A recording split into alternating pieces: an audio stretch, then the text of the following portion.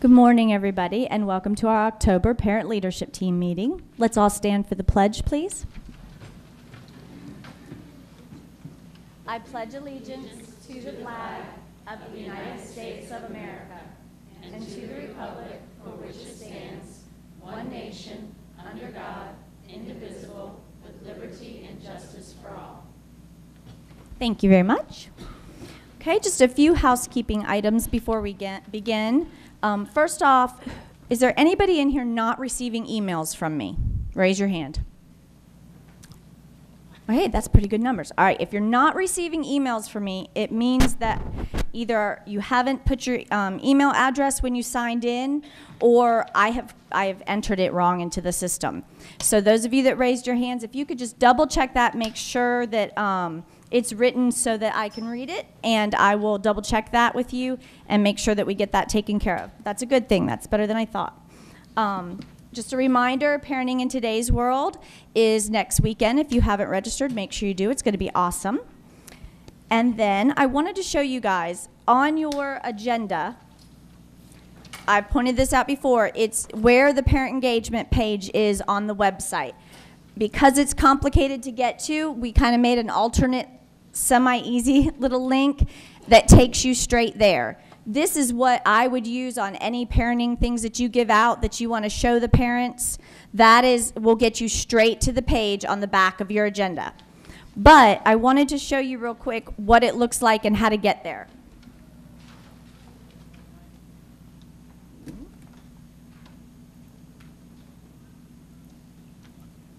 Okay, this is the beginning of the page. So this is the little route that if you don't use that email address, that'll take you straight there. This is how you would go. On the home page of the Brevard website, you would go to Parents and Students and go down to Parents. Click that. And then you would go to Family Engagement. And this will take you to the page. This page is relevant for all parents. It's also relevant for you because sometimes things come up and you are not able to attend a parenting meeting. So if that ever happens, I want you to know how you can find a video. Also, if you do attend the meeting but you want to show part of a video clip to your SAC or your PTO, then this is where you can go and get that. You can also get extra copies of handouts, or if you've lost your handouts or didn't attend the meeting.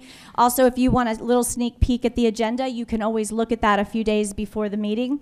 But if you go to Parent Leadership Team, this is the dates, and it has the location. Those are the meeting agendas. Meeting documents, this is where you would go, and it lists all the documents in a PDF, and you can just print them out. I will admit they're scanned in, so they're not as pretty as the ones you get here, but in a cubby, I have no ability to save all the copies from all the meetings. So that's our best set of copies of the meeting handouts. And then the videos. So you can click on any of those and go to that and get the information you need. Then you just click on these, and it'll pop right up. Okay, so that's where that is. Great resource for parents. Anything you distribute, I would have the link right here on it so parents can get there. If you ever have any suggestions or things you want to add to the webpage, please let me know and I will share those out. Things that are going on at your school that you'd like advertised, special events, I can advertise them there as well. Lastly, I just wanted to mention that in the back corner we have Lori from Learning RX. It's a brain training program, and they're fabulous. So please, on your way out, make sure you stop back there, see what she has to offer. She has great handouts that explain it in more detail, so please visit her. All right, Siobhan?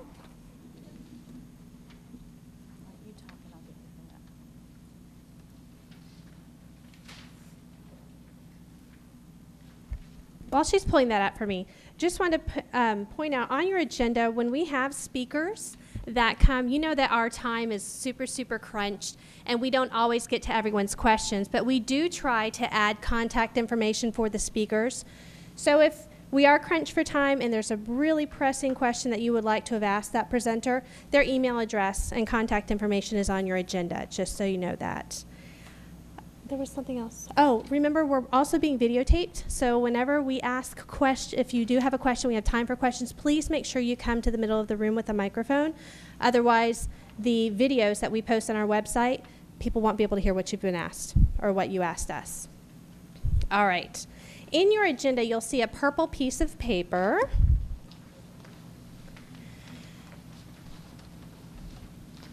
And since I work with Title I, which is a federal program that provides additional funds to schools that have high levels of free and reduced lunch students, those funds are used to provide additional educational opportunities for those kids, kind of like we like to say, level the playing field. So they're coming with us with a super deficit. We use those extra funds for personnel and programs to get them where they need to be so they can be successful on assessments in life, so on and so forth. Part of the federal government requirements is that parents participate in the review of our documents. We create parent involvement plans at our Title I schools that outline how we are going to try to get our parents in, how we're going to involve them in activities and collect their feedback throughout the year.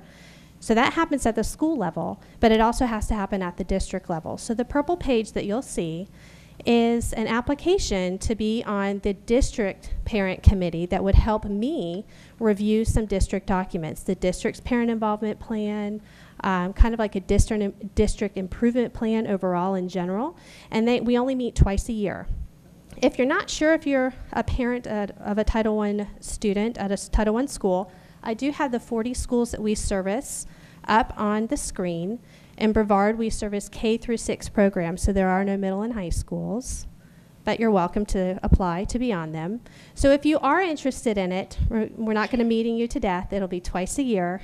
I'll let you know when those dates are ahead of time. But if you think you'd like to join this team, if you would complete that application and either leave it here today for us, or you can complete it at home and you can ask someone in your front office at the school to put it in the courier to me, either way is fine.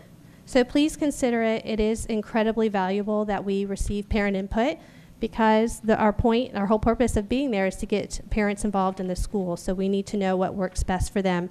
Sometimes you guys have the best suggestions. Thank you.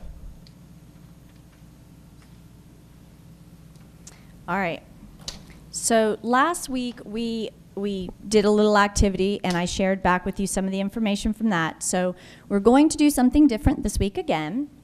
And my goal is, yes, to get you up and moving and uncomfortable and talking to each other. So for the people that freaks them out, I'm very sorry, but it's a good thing, because I want you guys to share with each other and find all the great things that you're doing at the different schools and use that information if you want at your school. So what the goal here is to ultimately end up with a big list of things that are going on very well in 3 topics at the different schools. So you're going to get to do this within a certain size group, but in the end I will share out everything with everyone that comes out of it, okay? So this is a little different, and this is called a carousel activity, and the kids do this in school. So that's another thing. I wanted you to see some of the different teaching techniques that are going on in the classrooms. So how this works is at the front of your table, it says what table number you are, and then it has seat numbers. It's facing away from you because that's how the seats work, okay? So right now, real quick, I need everybody to figure out what table they are and what seat letter they are. So there's a table number and a seat letter. Make sure you know what you are and forget all the rest.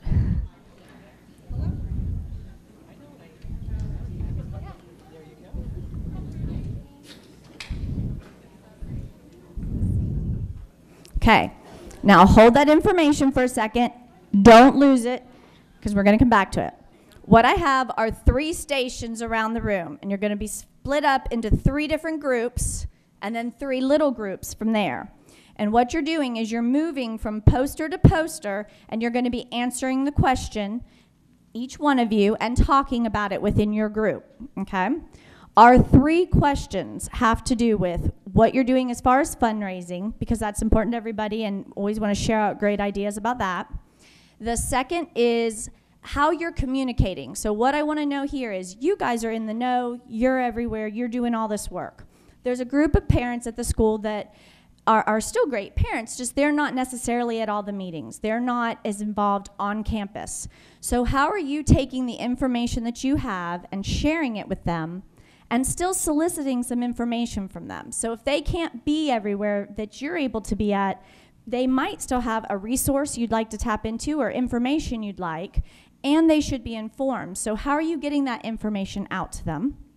The third one is that atmosphere question, because there's still all these parents that aren't involved for reasons such as feeling a little uncomfortable and not feeling quite as secure in stepping out onto campus and getting involved. And they might want to. And again, they have information and resources that we aren't getting to use ourselves. So what do you do at your school to help create an environment? When I say you, it could be you personally, you as the organization, whether it's PTO or SAC that you're working for. What are you doing to help create that atmosphere that makes all parents, regardless of their situation or background, feel comfortable getting involved? So those are the 3 things you're going to be thinking about and answering. And then after everyone jots their information up on the poster, then I want you to share about it for a second. Okay? All right, so this is how this works. You still have your table number and your table number and seat letter? Okay. Tables 1 through 8. Okay, you're going to be working on the left-hand wall. Your 3 posters are over there. Tables 9 through 16 are on the back wall, and tables 17 through 24 are on this wall. Okay, so that's the direction you're going in. Now your seats are, if you are a B or a C, you're going to be going to the pink sheet on your side. If you are a D, you are going to the green or the teal. If you are an E or F, you are going to the blue. If there's people missing at your table, that's fine. Okay? So 1 through 8, 9 through 16, 17 through 24. The letters are written up in the corner. Go ahead, you're going to meet at your first poster, and I'll let you know when it's time to switch.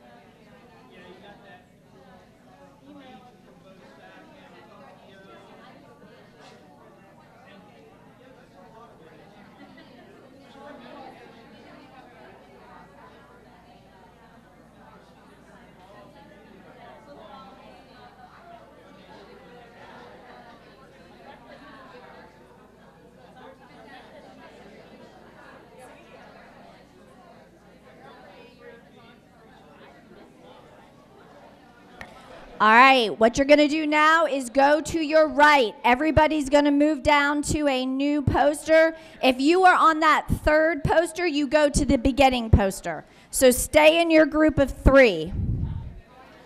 Okay? Time to switch. Now just add to the other posters list. Any blank space, fill it up.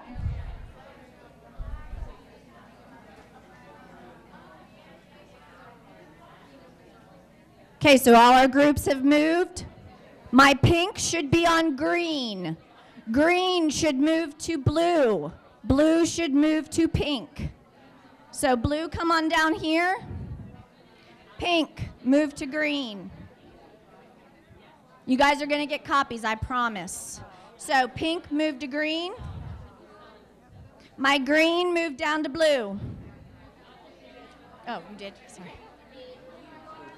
All right. Did everybody over here rotate? Did we all rotate? Yes, you look good. Okay.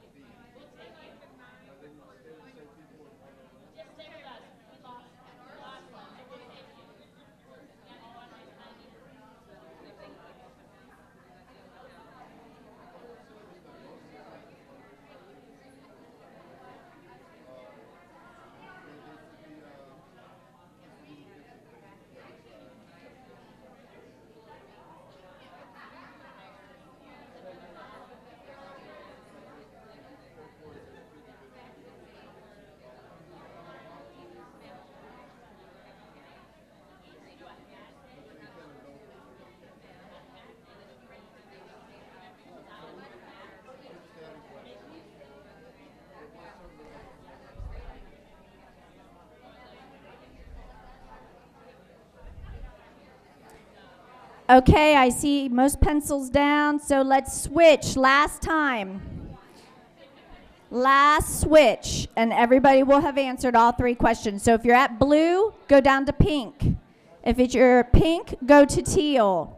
And if you're at teal, go to blue. Fill up any blank space with your ideas. It doesn't have to be neat. Just make sure you get it on the poster.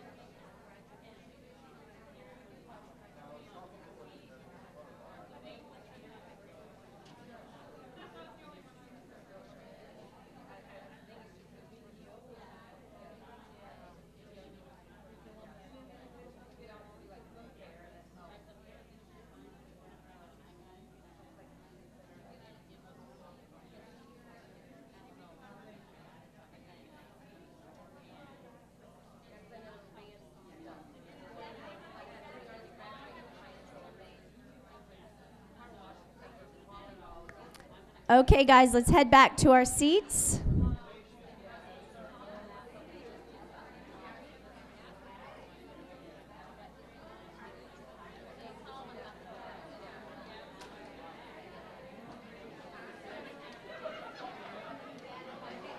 Is it all the same?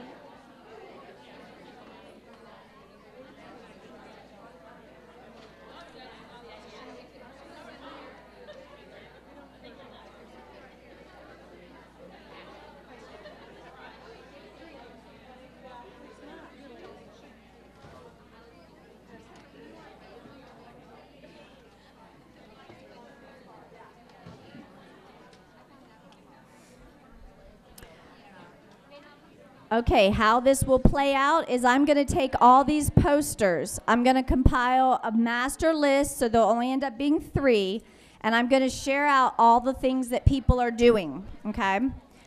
Just dawned on me the one thing I should have had you do is add what school it was that it was happening at. We realized we needed to put what doesn't work, and we did not do that. Okay, when those kinds of things happen, those are great emails for me, okay? Any kind of feedback, because remember, this is for you, and I want you to get out of it what you need. So from this, I will not think you're picking on me. let me know the good, the bad, the ugly, more time, more whatever. I didn't want to freak everyone out and do too much hands-on too soon because, you know, some people that's a little uncomfortable to get up and move and have to talk about things. But if you give me a little bit of time at the end, because our agenda's pretty packed, so hold your questions, come see me at any time about any of the other stuff, or email me those ideas and everything so I have them in writing. I have a notebook ready to write today though. But I will get all of this back to you, and I'm going to think in my head about the best way to make sure that we can find out who's doing what, so then if you have questions about that, it looks interesting, it's something you want to try, you would know who to contact, okay? So thank you for stepping out of the comfort zone there. Our next presenter is Miss Ginger, and she is going to talk to you about some programs going on in our community programs.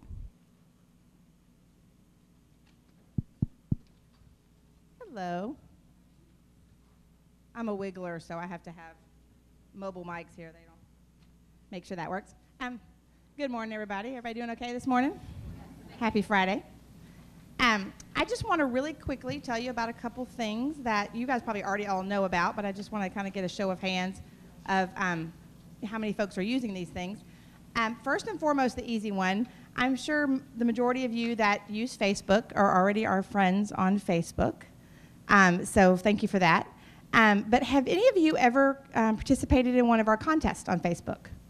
Anyone? Okay, we have prizes, people. Prizes. Gift cards. With Brevard Public Schools. Oh, I'm sorry. Good. If you're not friends with us on Facebook, yeah, just Brevard Public Schools. It's the official page. And just like us. And actually, when you click on the like button, if you hover over that, you'll see Get Notifications. So if you click on Get Notifications, every time we add something to our page, you'll get notified. Kind of like when you get notifications from your other friends. You'll get notified, so you'll know what's going on. You'll know about our contest. You'll know about things we're talking about at our schools. A lot of times if we have a school doing something really exciting, or maybe they're part of a competition, we'll post that as well. So yeah, so please like us on Facebook. And the next 30 days, we have two really fun contests coming up. Very easy for a lot of you, I'm sure. And again, there are prizes. There's usually a $25 gift card. We've given away tickets to Wet n Wild. I mean, you could definitely be a superhero in your house if you come home with a gift card to a really cool restaurant, or Target, or Wet n Wild, something like that. So the two contests that we have coming up, one of them is going to be in the middle of the month, and it's a pumpkin carving contest, for those of you that are pumpkin carvers. And now they have all those templates and things, so you can, make these elaborate pumpkins. We're going to get you to take a picture of those, and we're going to have you post them on Facebook, and then we're going to choose we're going to have the best carving, and we're going to award that family with a prize. And then at the end of October, when we hit Halloween, right after Halloween, we're going to ask you to post a picture of your kids in their costumes. We're going to have a costume contest. So we're going to see how creative you guys are with your kids, and we're going to do that as well. So it's two really easy contests coming up where, like I said, you could win a really fun prize. Might mean a day off of cooking for those of us busy working moms and dads that have to come home and cook. So I encourage you to do that. And I encourage you to go out and find, 3 or 4 people to become a friend on Facebook that maybe they didn't like us before on Facebook. Say, hey, like Brevard Public Schools, you're going to get all kinds of interesting information, and you're going to get to participate in contests and win prizes. So try to find 3 or 4 people that haven't liked us yet and ask them to like us on Facebook. Also, let's see if I can do this with my left hand. How many of you guys already have the BPS mobile app on your phone? Ooh, this is great. Awesome. Well, I'm going to confess, and I'm being recorded. That's not good, huh? That I only downloaded this week. But it's really because I have too many pictures on my phone, and I didn't have room for anything else. So cleaned that up and got the mobile app, and I have to say I love it. I have a student in school, so I now can follow her school. I can follow the district. For those of you that may not have the app, if you're interested, if you go to your Google Play Store or your iTunes Store, it's free. And just put in the search engine, just put in BPS Mobile. And that's the easiest way. I mean, you can put in Brevard Schools and other things, but BPS Mobile will get you right to the app. Download it. You can follow certain schools. You can follow students, your own students. So it's a really great resource to have at your fingertips. Some of the things it has on here, it has a calendar. And like right now, my calendar has all of the district information, and it has all of the Melbourne High School information. So I can see what's going on. So when your child forgets to tell you about some event or some sign up, you can say, it's okay, I already know, I have the app. And then you're really cool because you have an app, So you can also look up things like directory information if you need to call up here to the front office, if you need to call to some of the other departments. You've got information at your fingertips. So it's no more having to worry about going home, looking on the computer, that kind of thing. It's all right here. So I really encourage you, again, we're going to do that whole tell 3 people about it. Go find some folks in your schools and tell them about this app. You guys all know who the tech-savvy people are in your school that have every coolest, latest app. Well, have them add this one to their list because it's really great, and it's a great resource for parents, us busy parents on the go, because now we have everything we need at our fingertips. And the very last thing that I'm going to ask you about, and I know there's at least one person in this room that knows about this, and I'm gonna pick on her in a minute. How many of you guys know what the Legacy Club is? Anybody ever heard of the Legacy Club? Okay, wonderful, wonderful. Well, if you're not familiar with it, the Legacy Club is a program that we have here at the school district for people that are 55 and older. And I know at this point you guys are all thinking, my Lord, if they are not out of school and they are 55, we got bigger problems. But don't worry, it's not for school age people that are 50. But it's really just for our people in the community that they may not have that same connection to the schools that they had before. They may not have grandchildren here, or they probably raise their children and maybe some grandchildren, and so they don't have that same connection to the schools that we all have. So we have a Legacy Club, completely free, and basically some of the membership benefits are that those individuals will now get reduced or free admission to Brevard Public School events. So you're going to the football game, it's $6. You're going to the play, it's $10. Going to a chorus concert is $8. Well, now they're going to either get $2 off or free admission, depending on their age, to all those events. So especially for those of us that have grandparents or community members that love to go to those things, it's a great deal. It's like a free coupon. Yeah. I'll tell you in 1 second. And then also, one other thing that it does, and I said I was going to pick on Miss Wesley over there from Apollo Travel. She's one of our gracious community partners that does some of our classes for us. We actually have classes and lectures that these individuals can go to all over the county. They can learn about travel with Miss Edna. They can learn about fitness. They can learn about veterans benefits, finance. They can also learn about computers and smart devices. And those classes are taught by our students. So we have students that actually sit down with these seniors and they teach them how to use their smartphone, how to use a laptop. I learn a lot of stuff when I go and look over them. But yeah, they're teaching these seniors how to do these things, and the seniors get to come to the school and they get an opportunity to see the school as well. So it's a really great program, and again, best part, completely free. If you know someone that wants to sign up, they can go to any school and ask for a Legacy Club application. Takes about 2 minutes to fill out, and they can actually fill it out right there, hand it to the front office, and they'll give them a Legacy Club card. It's a little membership card that they'll need to show, especially when they go to those events. That's how they'll either get in for $2 off or free. But that's all they have to do. And the membership's good for a year. We send them newsletters, we send them email blasts, we have special events. So like I said, it's a great program. So again, today, if you will, for me, go out, tell some people about the Facebook site, tell some people about the mobile app, and tell some people about the Legacy Club. Okay? And if you guys have any questions, I know we're kind of short on time. Diana has asked, if you have some questions, you guys all have my email address on there, the Ginger Blair. If you'll just shoot me an email and I will answer those questions for you. And again, most of these questions too, you can always ask the schools, about Legacy Club. They know a lot about that as well. But anyway, so sorry to throw all that at you, but just a little fun stuff for you. Okay? Thank you, Ginger. We're always glad to have you here. Okay, next we have, Miss Lane couldn't be with us today, but we have Carrie Johnson who's going to talk a little bit to us. And I know that we've been bombarded, and you guys in particular have heard the speeches, seen the presentations, been given the information. I know, I'm right there with you, a little bit in the background. Every time I get the email or see something, I'm like, okay, enough, I know. Please know this is our last shot at making sure for anyone that's been out there and you've thought about getting involved, you wanted to, but you didn't, this is our last chance, guys, and it's so important. So last time we're going to do this to you. Hopefully it sinks in good. So thank you.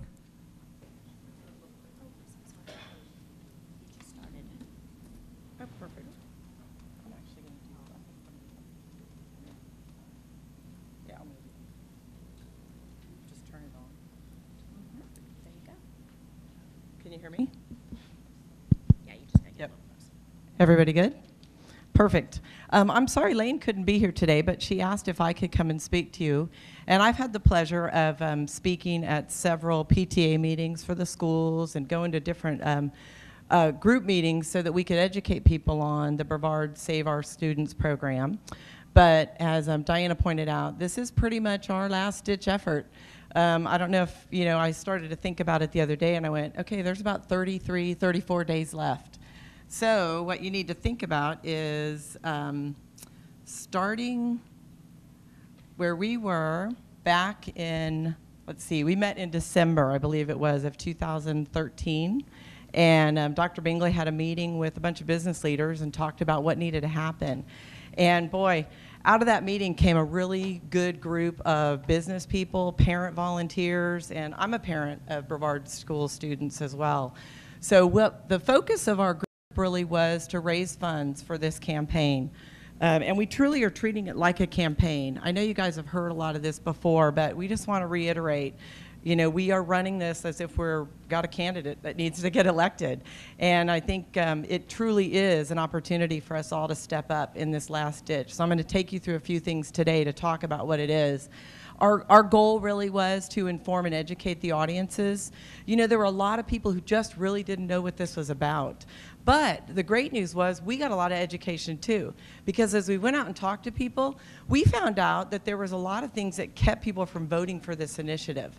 And so once we started talking to people, we got involved in things like helping to craft the ballot language, making sure that it was very clear. When you look at the ballot, I don't know if you've seen the sample ballot yet, it's about this big this time. Last year it was like this big. So no wonder people were confused, so there was a lot of ambiguity about things and people weren't sure how it was going to work. There was a lot of confusion about how it was going to be managed. So there's a group that's being formed called the Independent Oversight Committee, and that's something we're going to talk about a little bit more today, and Dr. Bingley is going to talk about that as well. But the idea is that the people felt that there needed to be that management and that governing of this funds if we do get the public to vote on it. So guess what? There's an independent oversight committee, and you'll see that language in the ballot. So there's some really good things that came, but the main thing you need to think about is we're running this thing because we want to win. And I found my competitive spirit coming out lately, and I went, ooh, it's time to get involved in some different things. When we started back in probably February, I think we might have been the first meetings we talked to you guys, we kind of laid out this, what we call our continuum of what we were going to accomplish. I look back on that, and I'm pretty proud. We did everything on this chart, and if you really look, we're in this section now. We're all in this walk the neighborhoods, get out, start talking to people. We've got to make that emotional connection with people now. We've moved to a point where the publicity's out there, you're starting to see some things, but now we've got that 33, 34 days, we've got to hit it hard. And we need to start doing the one-on-one conversations with people, talking about what's happening. That's our big push at this point. We've gotten some great endorsements. Sheriff Ivey's endorsing us. We've had Colonel McKnight. We've got Kelly Slater out there. There are a lot of people that are supporting this campaign publicly. We need to make sure now we've reached deep into our schools and that we've got all the parents out there supporting it as well. So those are pretty important items. Let's see. The next big part of this is really looking at what I kind of consider the balancing act. The Brevard Save Our Students group got formed, and there were about 11 people on the committee, and we meet at least twice a month kind of talking about what needs to get done, how we're going to go out and fundraise. Then we come out and draw into people and say, please help. We really need help getting this stuff going. So people are being great. They're stepping up and really helping with things. What we've got to focus on now is getting you guys involved from the connections through Facebook, getting out talking to people at schools again. We've got the sine waves coming up, things like that. So let me take you through a few of those items. The main one is looking at Facebook. That was our first big media blitz. We thought, you know what, this is the social media of choice for most of the parents. It's still something we use, mainly probably because we haven't figured out how to use Snapchat and Instagram and all those. My husband calls it Instagram, and my daughter goes, okay, stop. But what we're looking at right now is we've got about 986 likes. Okay, we have 72,000 students in this community. I think we need to work on that. So we need at least like 14 people to get their phones out and help us get up to over 1,000 likes. You know, that was the challenge Lane set to me. She goes, can you get people to like our Facebook page? So there's a lot of information out there. You can get stuff about the campaigns. You can get activities that are going on. People are posting pictures of sine waves. But it's a great way to just share information and ask people to help. It's also a very kind of neutral way to do it. You can send stuff out and people can ignore it if they want, or they can actually respond to it. So it's just an easy way to get information out there. But please, if you take time, just go out and look, go see what it is. It's the BSOS 14 is what you're looking for. The next kind of wave we took on were our sine waves. And Lori Chalco, who's, she has been really spearheading all the volunteer activities. She is out there with people every week. We do sine waves every Friday from 5 to 6, every Saturday from noon to 1, and every Monday from 5 to 6. And they're staged all over the county. So there's a list you can actually see out on our bsos14.org website. We've got a list of dates that are coming up. You know, I would challenge you, if you could go back to your school and try to get 5 people to go with you, or try to ask 5 people to go to a sine wave somewhere. The more people we have, the more publicity we get. It's just creating that awareness that we really need. I'm sorry? The signs are all provided at the sine waves. The people that team lead the sine waves bring all the signs, so you can go get them. But I know I was talking to a gentleman earlier, and he said he's got a lot of signs in the back of his truck still. So we still have signs to give out that we can share with people. We've produced over 2,500 yard signs, and we've got over 100 of the like 48 by 36 signs that you're starting to see pop up at businesses.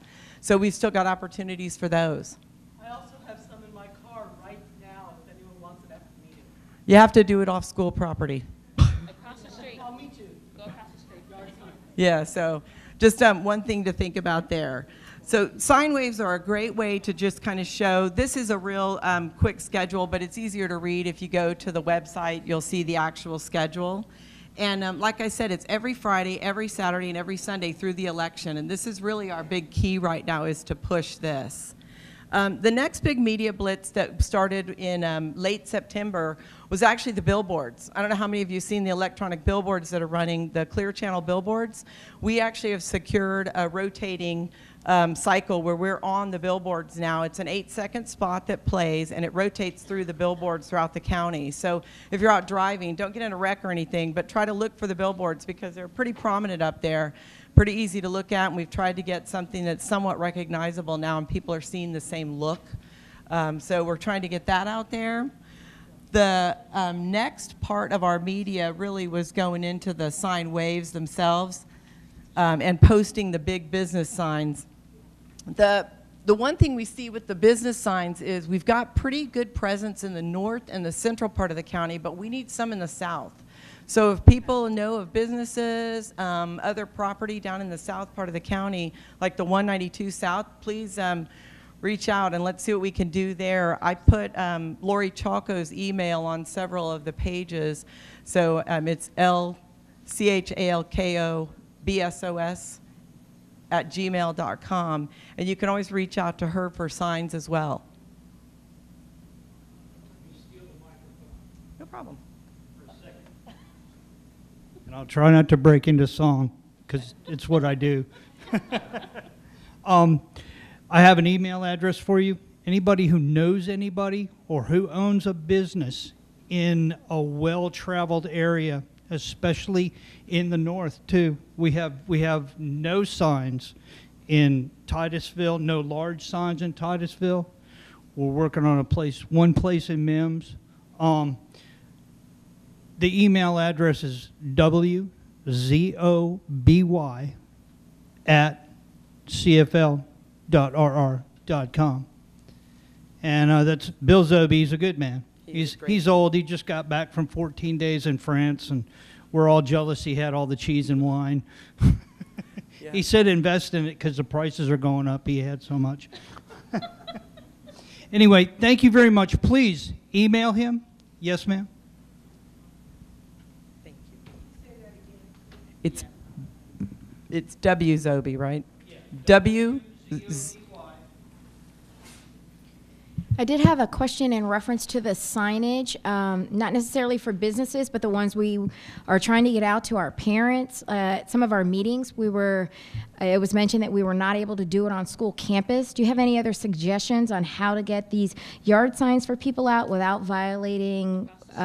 Yep, we're waiting across the have them street. across the street? Okay. Mm-hmm. That's the easiest thing to do, is to just go across the street.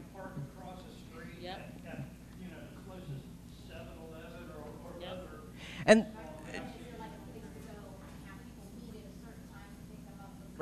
right. And just to be clear, we're not doing it because we're trying to be, crafty about anything. We have to be very careful that Brevard Public Schools is not telling people how to vote. And it can't be implied in any way that Brevard Public Schools is telling people how to vote. So we're taking that offline and we're doing it all off-site. And that's really why the Brevard Save Our Students group was formed, because we can go out and work on things out in the public and the marketplace that the schools can't do. So, and that's really why, but that's why you're seeing teachers that'll come to sine waves and things. They can do it in their off hours. They just can't do it during school time. So that's the big part. But thank you for all the support. And, we do have more signs to give out. So the more we can get out there, the better it is. And let me take you through the next piece, which is coming actually today. Oops, let's see if I can get that to go. This should be going out in the mail, which is the absentee mailer group. In 2012, let me look at my stats. This is one of the larger groups that we lost the vote on in 2012. What happened was many of the absentee ballots, there were about 71,000 absentee ballot returned, but only 67,000 of them voted on this issue. So what happens is people just don't fill out the back of the ballot, or they don't answer that question. A lot of times people may think, oh, I don't understand that issue, so I'm just not going to vote on it. Well, if you started to do some of the math, when you add up where we lost the vote, we actually lost a lot of the vote in 2012 with the absentee audience and the early voters. So we want to pay extra attention to this audience. So what we did this year is we put part of our marketing funds that we had raised to going after this group, and we're actually mailing out over 70,000 pieces today that should be in homes next week to people that have requested absentee ballots and are like regular voters. We had to designate down to people that are constantly voting. We had to screen off ones that don't typically vote. So that we could use our postage correctly. But so you'll start to see these hitting in homes. So if you're an absentee ballot person and you vote in the last few elections, you might get one of these pieces. So the goal is to educate people. And I have these pieces, and we're using these also as a marketing tool. We did print extra ones of them so that you can hand them out at different centers or places like that. The good news about them is they have little talking points on the back. I mean, we've taken stuff, all the facts and everything that have been thrown out for the last year, culled it down to, 6 or 7 facts that you can just real quick, 65% of our funds have been cut over the last 5 years. The money's going to be managed. There's a list of things for each school of how the money's going to be spent. There's a committee that's going to manage it, as we go forward. We expect 25% of the funds to come in from the tourists. So, there's a lot of things that are talking points that help to dispel the myths that people had too back in 2012 or just not understanding the issue. So hopefully this should have a huge impact for us. And our goal is to get ahead of these people because their absentee ballots will show up next week as well. So what we want to do is have this hit about the same time that their ballot gets there so it's top of mind. So if you think about that and anybody wants these cards, we can also make these available to you and you can use them as a handout. The next thing that's coming is the Florida Today ad. There is an editorial, a pullout section that comes out on, I think, October 19th that actually explains, you know, everything that's on the ballot and what it means and what a yes vote means and what a no vote means. So we've taken out a half-page ad, so you're going to see this in that publication that'll come out too. So you're seeing, I mean, we're just trying to get out there with all the publicity, because last time during this election we heard really that we didn't have enough publicity and people just didn't know about the issue. So the next key item is the precinct coverage. There are 8 early voting precincts.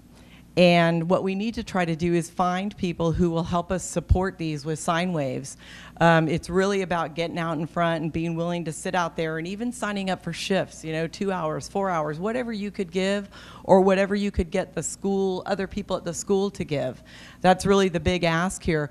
But this is another real critical time because it's from October 25th through November 1st. And this is another group that unfortunately we lost with during the 2012 election. So we really want to make sure that we are in people's heads when they go in to vote this time, and that's through the sign waving and everything. Of course, staying 100 feet away from the precinct itself. So, you know, we wouldn't want to get in that circle, but, you know, but that's really where we need people. So the big ask here is to go back to your schools and talk to people about getting groups rallied together to go out and help with sign waves, and getting groups rallied together to go help sit at some of these precincts. You know, even just for an hour or two a day would be a huge help. Whatever we can do is awesome. So that one. And the next thing that's out there really is starting to think about the neighborhood canvassing. You know, there's nothing better than having you talk to your neighbor or having you talk to a friend or something. I sat in a meeting yesterday and I was talking to a lady, I didn't know her, and I said, oh, are you going to vote yes on the sales tax thing? I just threw it right out there. And she's like, I don't know what that is. And I went, oh, well, let me tell you. So we went through and I talked about it for a few minutes. And, you know, it's amazing the people who just really still don't even know what this is. And so anything you can do to just throw that item out there and just have that quick conversation with people, you'll be surprised. There are a lot of people that will shut you down real quick, and you'll know, just don't spend a lot of energy on that one. But there are other people that actually want to engage. They want to know what this is about. They're willing to listen to you, and they want to hear what they can do to help. So just take a moment and talk to people. A lot of it, too, is reminding people to vote. You know, a lot of folks get the absentee ballots, and then they never turn them back in. So that's a tough one too. And then now that we know, ours is on the back page again, by the way, it is the very last item on the back page. So we can tell people, go to the back and go to the last item and mark yes. And then you'll be good to go, right? So that should be easy enough. But, and then the last thing I wanted to mention, which I know Dr. Bingley is going to talk a little bit more about, and Michelle has a video on it. And some of you, I think you guys probably received an email from Lane about this, which is the Independent Citizens Oversight Committee. This is a really key part of the success of the implementation, really, of the surtax funds. And what it is the commitment that we have a group of citizens that will be monitoring the expenditures that are made. Are you guys all familiar with the list of expenditures by school? Has everybody seen that? I don't know if I brought it up there. There's actually on the website, you can actually go out and find, there's a sheet. Some of you probably see them hanging in your schools. They look something like this. And what it is, it's basically a list that is by school exactly what the funds will be allocated for at that school. So you can go search for your school and you can see exactly how the money would be spent. The purpose of the oversight committee is to make sure that if at school A, they were supposed to get a new air conditioner, that they don't end up getting a new well instead. You know, that's just the purpose. So, and the committee will say, okay, well, if you got the new well, why did you need a new well? Oh, your irrigation system failed. Okay, we understand. That became an emergency. Or, you know, that's probably a bad example because the AC is more important. But you get the idea. The Independent Oversight Committee is there to monitor how the money is being spent. That's its purpose. So there's two parts to it. One is a citizens group to help select people for the committee, and that's what Lane was asking for. They've asked for a representative from the north area, the central area, and the south area to step on the committee and be part of reviewing applications as people apply to be part of the committee. And then the second part of the committee is actually the committee selection itself. So there will be members that will be selected. And, you know, they're looking for people that have experience with building, or people who are some lawyers. They'll be looking for some people that are from the accounting side, quite the variety, but that's the idea. So really, if you haven't taken time to submit a interest letter or something to Lane, please do so about offering yourself to come and help with the selection process. It's a pretty straightforward piece. And then last, I guess I just want to say thank you, because we do truly appreciate that you guys have let us talk over and over and over again, but you are the voice into the schools, so we can't tell you how much we appreciate it, and thank you for your time. And let's just hope that on November 5th, we're all up going, whoo, we're done, you know? That's our goal. So thank you again.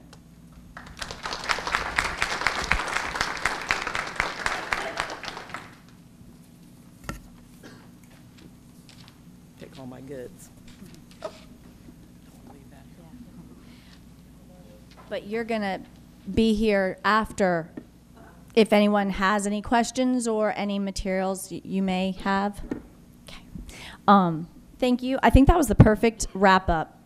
Great presentation, great way to end it. If you're anything like me, you've seen it and you want to get involved and you mean well, but sometimes it gets away from you or you didn't respond to that email and it's gone. Every question you have can be answered there with where can you get the sign, when is all that. So try not to leave and let that go. Try to make sure you go there and find at least one thing you can do. 2, because if you have Facebook, you have to do that. And then at least a sign or waving or signing up, and definitely sharing this information out at the school for sure. So next, now we've had that information. You got to get up a while. Then you had some information given to you, and we're going to do a little work together again. I have Miss Ginger Davis with us, and she is the resource teacher for science. She specifically works with secondary programs, but she's going to talk to you today on a broad scale about all of the science. We wanted you to leave today with an idea of what's going on in the science classrooms, and how is it going on, and how should it be going on. So this is a great presentation. Excited to have Ginger.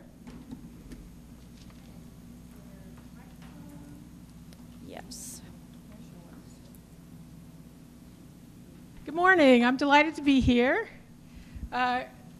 First of all, I want to commend you for your obvious commitment to your child's education.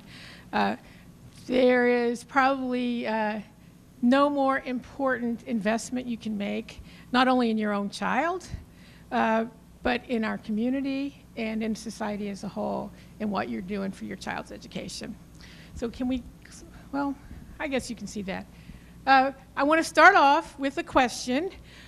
Got it up here. How might today be different without science? And when I'm talking about today, I'm talking specifically your day.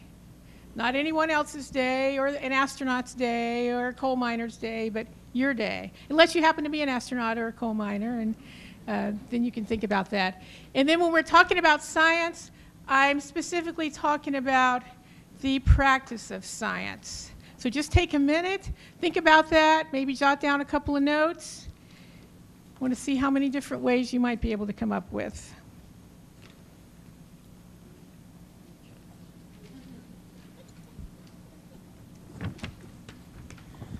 Okay, and I know we don't have a long time, so you can still be thinking about it, but I want you to now find at the front of your table the blue sheet that has your table chart on it, because we're going to practice reporting out and use this sheet. So I want you to find your seat. Okay, the blue sheet, pull it to the middle and identify what you think is going to be your seat. And you can just put Susie, seat C, or whatever. Figure out what your seat's going to be, because we're going to practice reporting out using this table chart. If you don't have a person in seat A or seat D, then figure out who's going to cover that. So just take a second and figure that out, because everyone's going to have a responsibility. So you know who's seat C at every table? All right? And if seat B's not there, you know who's covering them?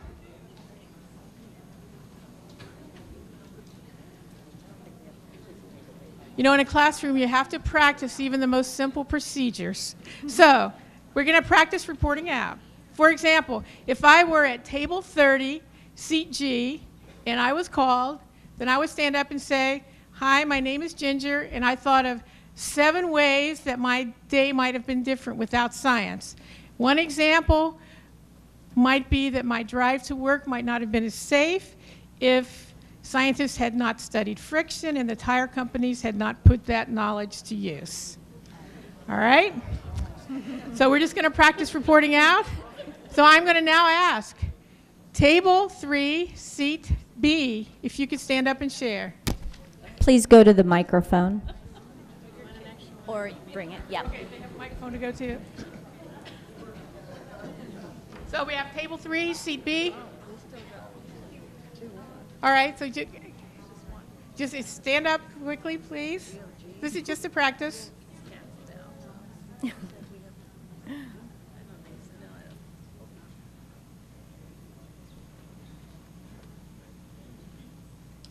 I'm sorry, it was a short amount of time, so I'm thinking on the fly here. I know, that's good.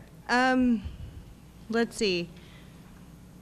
I think that the day that I've had so far, which would include going to the school and using our wonderful volunteer sign-in thing, which it is, I'm very safe, and we've gotten most of our volunteers into it. So I'd say that I'm impressed by it, and that I like the, let's see. So without the computer technology? Without the computer technology to do that, sign-in wouldn't be as easy right now for me, because I'm actually logged in, and it wouldn't be as safe for our children, as comprehensive. Okay, science in Great action, example. thank you. So one more practice, Table 14, Seat E. Do we have a Table 14? Okay, Seat E? E. Oh, it's this person right here. And so you had to figure out who's going to cover them. That's why we're practicing. So that's you. Tired of volunteering. Okay.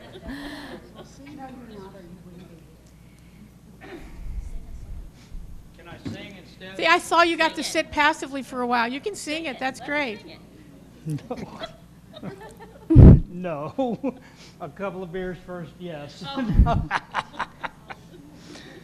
Oh, God. Just, I mean, come on, how would things be different? We'd probably be living in caves, and the list goes on from there. Okay, so you don't live in a cave. Very good. No. It might look like it now. Come They on. don't have to come be on. big, I live in complicated a swamp. answers. Okay, all right. Thank you. Just all kinds of things that technology. I mean, I have a stepdaughter who is the head of cancer research at Kentucky, the University of Kentucky, and it's like, just good Lord, what she's done, you know. All and right. a lot of people have gotten so much further because of all kinds of technology. I mean, but you're talking the technology that came up with just plastic containers. So there's a lot of ways. So Yeah. as you can see, science, and you've shown us science is not a bunch of vocabulary words to memorize. No, but you also It's have what to we do. realize a PhD makes no one smart. It only Okay. gives them knowledge. All right, thank you. So Thank there's our you. practice That's round. my Very good. application to be on the Okay, committee. Thank you very much. Now, if you would find your Venn diagram, and we can move on to the Venn diagram. Find your Venn diagram on light blue paper. We're going to watch 2 brief video clips. One is from a popular television show. You may recognize him. And it is fictional, but many folks consider that depiction of the classroom to be pretty realistic. And the other clip was actually filmed by local students. It is just a very brief glimpse into a real science classroom here in Brevard, real kids, real teacher. The teacher was kind enough to allow me to show the video and to get the parent permissions for us to do it. We're going to, as soon as we start the video, yes. So of course, in order to really understand what students are learning, we need to spend many hours, many days, many weeks. But sometimes you can get a feel for what students are learning just by a very brief glimpse. So as you're watching the videos, please pay attention to what the students in the classes are doing, because you're going to be asked afterward to complete the Venn diagram, looking at what's maybe alike between the two classrooms and what's different. Remember, we are not being, we're not here in a position to be judgmental about any teachers or any students. We're just observing how students are learning, because one of our goals are to be able to help students learn better and find ways to help students learn better. So let's take it away with video 1. Thank you. This is Mr. White's class. You may recognize Mr. White. And as you do this, think about the differences in the way that we learned and the way that the kids are learning now. Is, well, technically, chemistry is the study of matter. But I prefer to see it They're as getting the volume for you. change. Now just think about this. Electron. Chemistry is, well, technically, chemistry is the study of matter. But I prefer to see it as the study of change. Now just think about this. Electrons, they change their energy levels. Molecules change their bonds. Elements, they combine and change into compounds. Well, that's all of life, right? I mean, it's the constant, it's the cycle, it's solution, dissolution, just over and over and over. It is growth, then decay, then transformation. It is fascinating, really.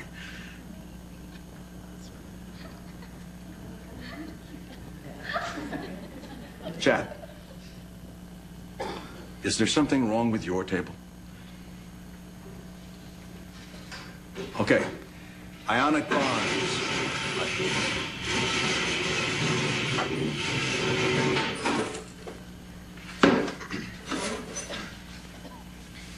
Are you done? Ionic bonds, chapter 6. Okay, that's the first video. Okay, now that's I'm Mr. going to White's show the room. second.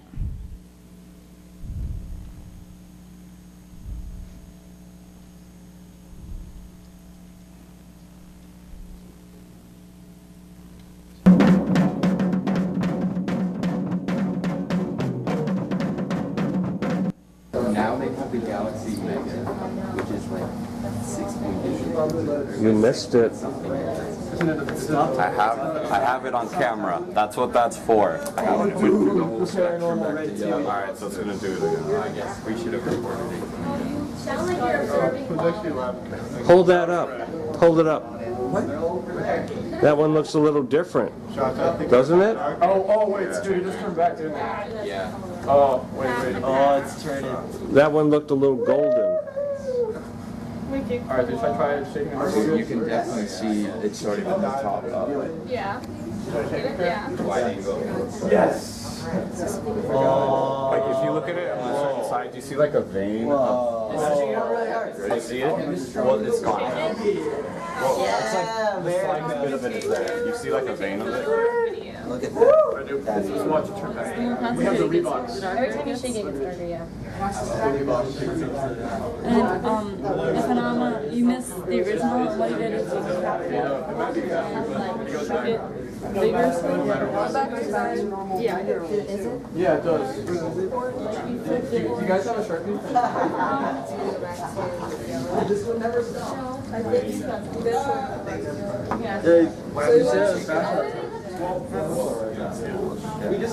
So do you guys have a prediction then as far as what you think's going to happen when you take that out of the box? Yes. What?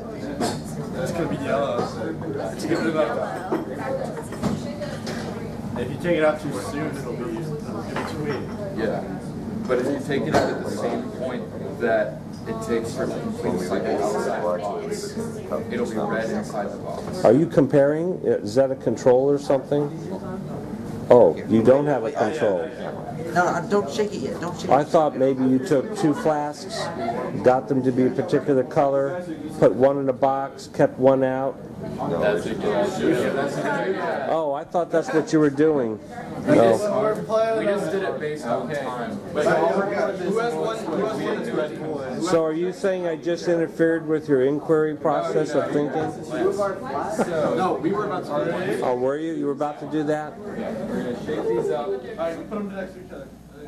2 mils, 2 mils, fourth of a mil. So, you know, standard solution goes from yellow to green to red, in between. However, I got bored. So, spot plates. In each is dextrose and blue dye. I didn't take an exact measurement, just more or less same amount. In here is 6 more it's vinegar, white distilled. Here, 6 molar hydrochloric acid, 4 drops. Here is the sodium hydroxide, and in here is a buffer solution of pH 10. Notice the color difference. Blue. Research shows that the blue dye, I'm using my documentary voice.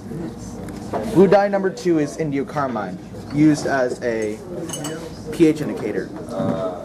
Below pH about 11 or so is blue. Above pH 13 or so, it is yellow. Sodium hydroxide is strong base, yellow. Weak acid, strong acid, both deep blue. pH 10, teal, That has a hole in it though, doesn't it? slightly green-blue. Color change. Okay, so it goes on a little longer, but we do have a time schedule. You can get the idea. So now, what I'd like for you to do at your tables, complete one Venn diagram.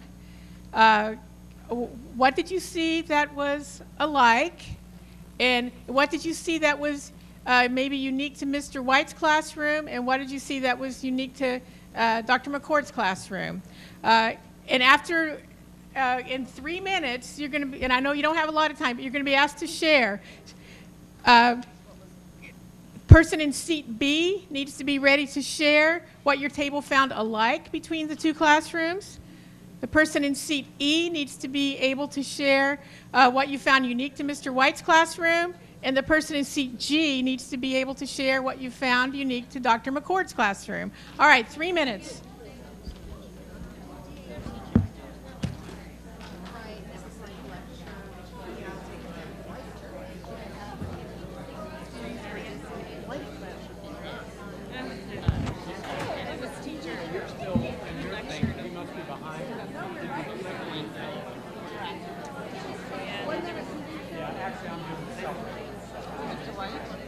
The original draft agenda had you going into play. Yeah, there was dialogue in the other room. There were interactive.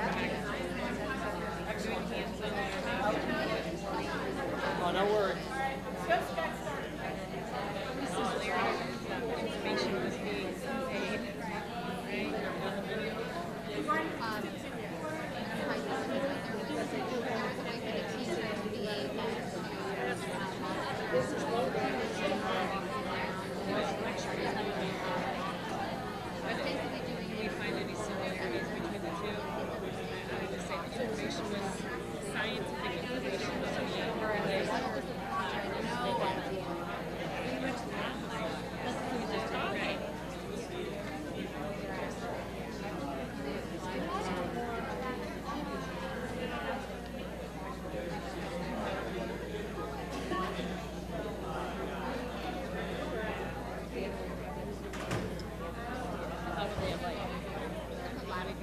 That's it? They're both in the same class?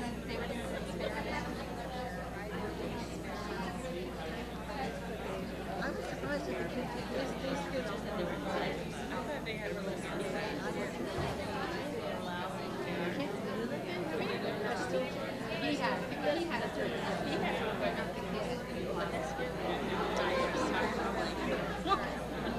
What is the thing that was and they were in the science. They were in the science class.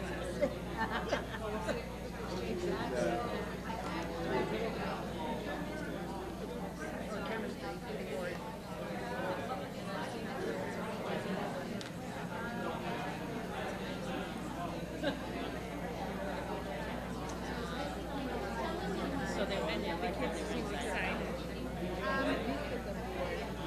lab equipment.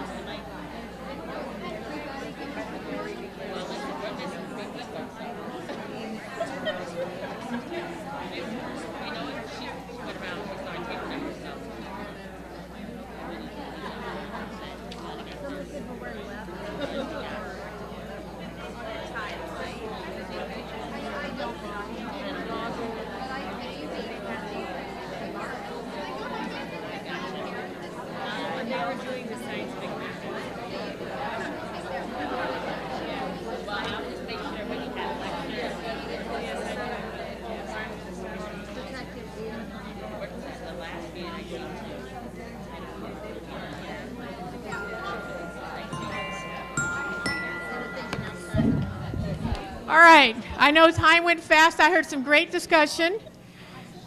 So we're going to try to move right through this. We've practiced our procedure. So now I would like the person in seat B at table 23 to step up and tell us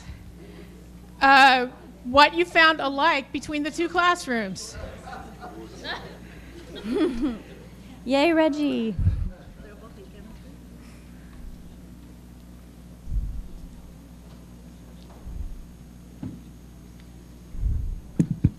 Okay, what we found alike was very small scientific terms. Okay. They both had a teacher, and they both had students. That was pretty much it. Okay, all right. Okay, very good. They were both teaching chemistry, right? And they were both probably brilliant men, perhaps. That's your judgment to make, but very good. All right, table 2, seat E. Table 2, seat E. We're going to bring you a microphone so you don't have to travel. And so you're going to share what was unique to Mr. White's class. Well, with Mr. White's class, he found that he was lecturing the students more. Due to that, they were disengaged. He had more of a classroom environment, and which just made the lack of interest the way he taught the class. It's kind of boring. Okay, all right, thank you. And table 9, seat G, you're going to tell us what you found unique to Dr. McCord's class.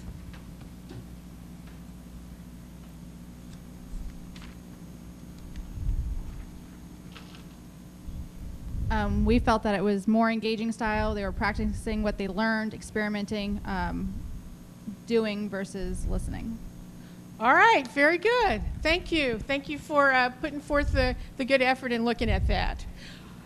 So our science standards haven't changed in quite a few years, but we are working really hard to improve the way students learn science.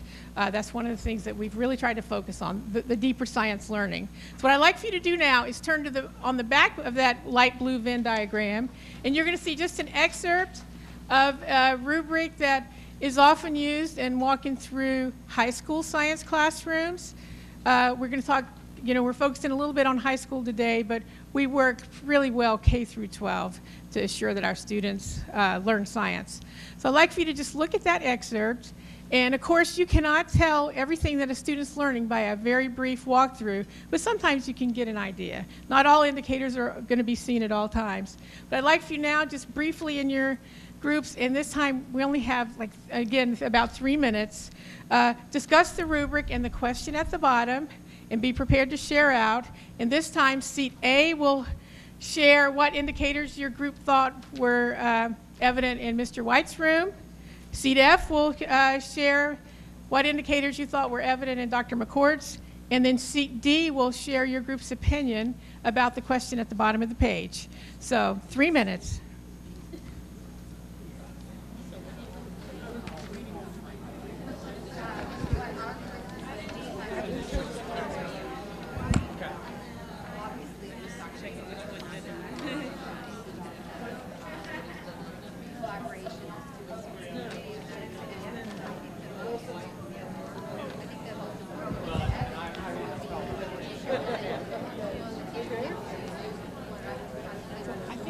on schedule. I still have 9 more minutes. No worries.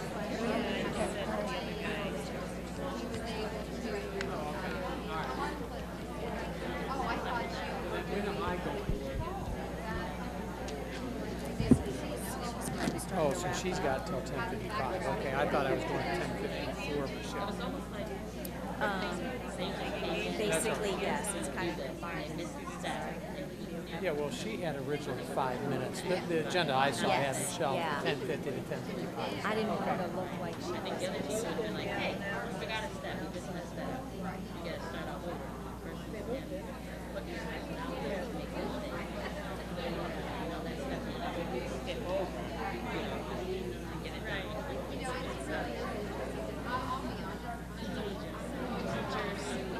excited and students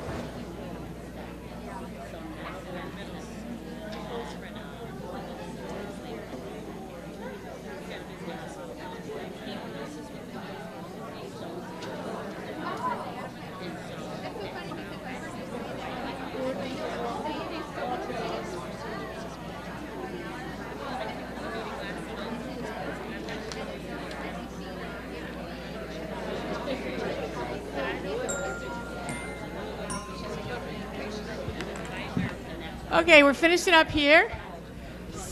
Javon's going to bring the microphone to table 6. And if person in seat A would please share which indicators your group thought were evident in Mr. White's classroom.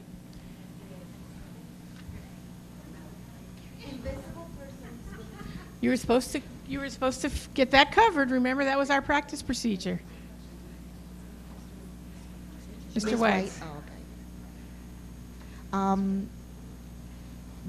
The only thing that Mr. White shared was asking questions, defining. Yeah, he did that, and then he was the only one explaining to the student. Okay. The student did not hear anything. All right. Thank you. Thank you. And table 24, seat F. Very nice. Good thoughts.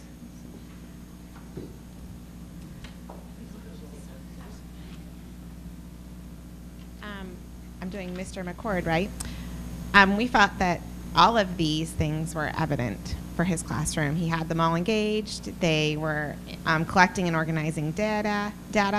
They were asking questions. They were collaborating amongst each other. So really, he had everything evident. Okay, great. Thank you. That was from Dr. McCord, one of our own local teachers. All right, in table 21, seat D. Well, we decided that Mr. McCord's class showed the most, you where thought the kids were actually explaining to each other all the different steps, and they was excited about it. Okay, they were excited. They were explaining it themselves, and so you thought the most learning was going on in that classroom? Yes.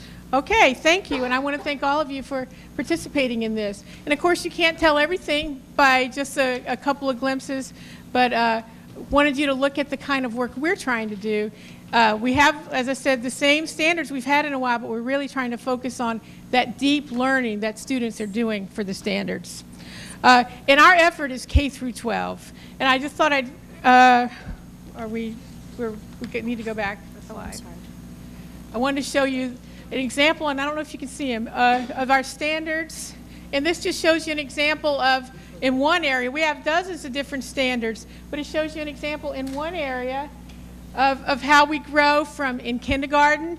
They're learning how to do careful observations, all the way up to high school, where you saw in the example from Dr. McCord's class, where they're learning how to design and conduct a full investigation. And I just wanted you to see how we're working K through 12 on, as I said, many dozens of standards and helping the students build those skills. So next, I want to just share a little bit about how we're doing. Of course, we are always trying to be better, working harder. We know that there's always ways that we can improve. But we do feel that we are well on our way. In our science programs, you can see just on the grades that are tested in science, we by far outpace the state in our science scores. But then we know that learning science is not just all about numbers and scores. And wanted to show you how our science research students do also in our science fairs. You can see the different awards that we've had. This is just from last year. 34% of the first place awards at the State Science Fair went to Brevard students. We had places at the International Science Fair. We had the best of shows at the State Science Fair. We had the Grand Award on the National Broads Science Competition. And in fact, just last year alone, our students brought back almost $50,000 in cash awards and more than $3 million in college scholarships just last year for our students participating in our science programs. If you are interested in learning more about our science research programs, we do offer in all of our secondary schools an opportunity for students to take a course called Experimental Science, where they are supported in pursuing their own scientific questions. So in case you didn't know that, if you have any questions, I'd be happy to talk to you about it. I have up here my contact information, and Kim Bragg, who works with our middle school folks, and Ed Short, who works with our high school folks. And we would love to work with you, answer any of your questions about science and how we help students learn science. Thanks a lot. There's a ghost in the room. Yes. Okay, guys, what I want to make sure you get out of that is not only so that you have information about what's going on in the science rooms and, you know, how the teachers are working, how they should be working, but the second video is a great little helper for you guys when you're at home and you're working with your own children on how to question them. How, even if you aren't really in depth into knowledge-wise what they're working on, how you can talk to them and ask them and guide them through so that they have a deeper understanding and that they're kind of reviewing it with you. So use those at home when you're working with your own children too. Next up, we have Dr. Bingley. All right. Sure. We can't hear. I'm sorry. So the point of that exercise was to show that Brevard County schools are trying to get into the more interactive science teaching. Partially, yes, and to show you how they're learning, because it's not just Brevard County, but it's what we need to be doing, what all schools need to be doing. If you look at those standards, it's different than what they used to do. I can tell you this. I just was sharing with some folks over there. I was at Space Coast Junior Senior High School yesterday, and go Vipers. And you know, I was in I was in a lot of classrooms, but I was in a physics classroom, as a biology class. The kids were, the inquiry that was happening there was phenomenal. And what I shared with them over there, you know, if kids want to learn something, you can't stop them. I mean, you almost can't stop them. And so I applaud, you know, our efforts to really deepen our kids' understanding about everything, but science included. I don't know if that's answering your question. I assume.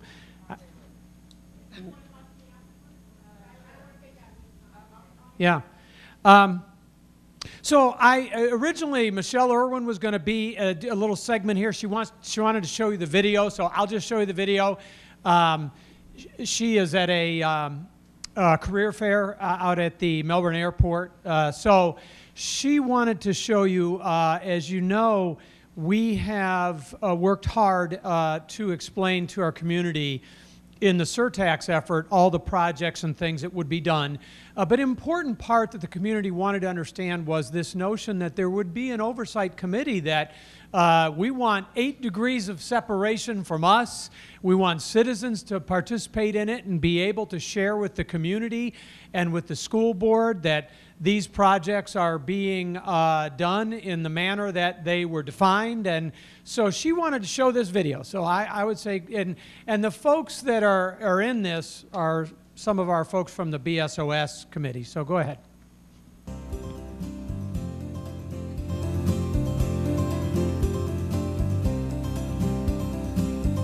I think the community wanted to make sure that we had a way to verify that when the tax sales passes, that money will be spent in a correct manner. So in order to do that, the community wanted to make sure that the committee was independent and also be able to verify that the school was spending the money the way they say they were.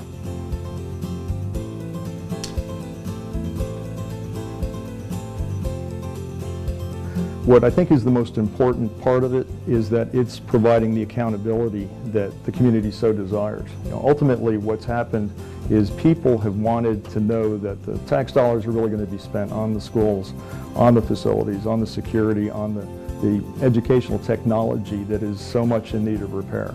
So it's critical that this committee be there to evaluate the quarterly reports, because it'll parallel the sales tax, and it'll basically allow people to really have a feel for what was it spent on and was that what was intended, and it should really tie it all together and kind of validate the whole process.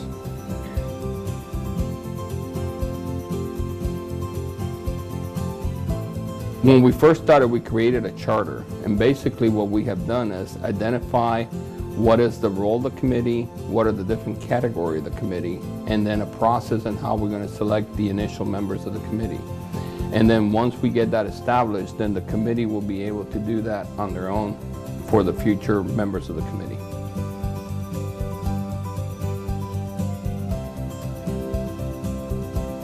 Diversity. We're looking for people that have a good grasp on what a school system is about, but they don't necessarily have to have ever worked in that school system. Could be people such as, could be anybody from an attorney to someone working in construction. Could be a homemaker. Could be somebody who's moved from up north or from the south, from wherever. It's the cross-section of our Brevard people who are paying the sales tax that need to make up the committee.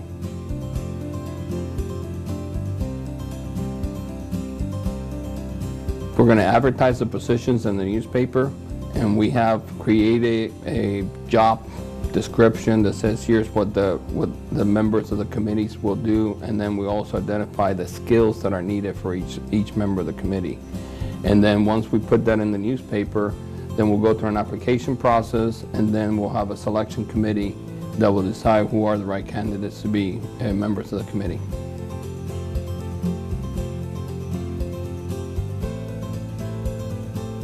Well, naturally, because it's a lot of it is a role of accounting. You know, we're essentially going to be looking at what was proposed versus what happened.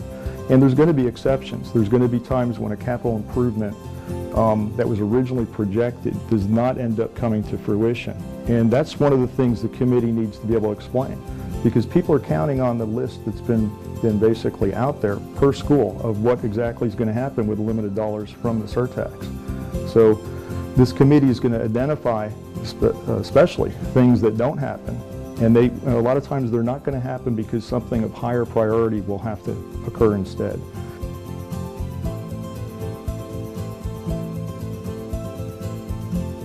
We have had a great cooperation between Brevard Public School, BFT, BPAC, and actually I think having all the different groups together has helped, one, create the charter, and two, create the job description, and it helped us all work together as one big team. So it's been a great relationship that we had.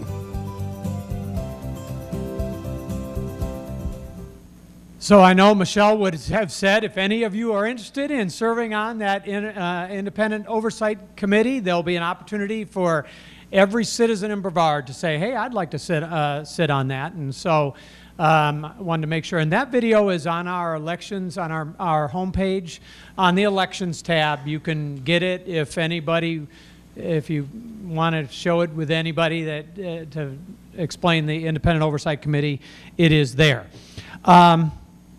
Okay, I really only have kind of one item, and then I'm going to open the floor. But I will tell you that we have a board workshop on Monday, and the topic of discussion really will be about our legislative kind of agenda, if you will, or the things that we're going to share with our legislative delegation that we think are important to us.